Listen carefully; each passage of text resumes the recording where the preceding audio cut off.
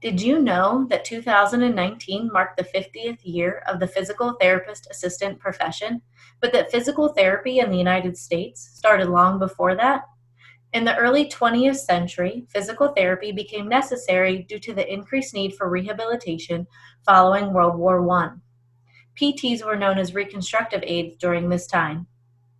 Just as the Religious Sisters of Mercy and Mount Aloysius College were founded by women, what we now know as the American Physical Therapy Association was founded by Mary McMillan in 1921. The 1940s brought with it a surge in the polio epidemic, making physical therapists in even greater demand. The need for physical therapist assistance was recognized during this time.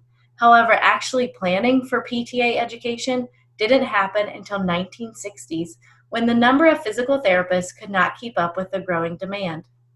In June 1969, the first classes of PTAs graduated from St. Mary's Junior College in Minneapolis and Miami-Dade College in Florida. Today, PTAs work as a part of a team to provide physical therapy services under the direction and supervision of a physical therapist. They work with individuals of all ages, from newborns to the elderly, to help improve their function, decrease pain, prevent disability, and improve quality of life. Physical therapy is rooted in science, focused on wellness, and committed to serving the needs of individual patients.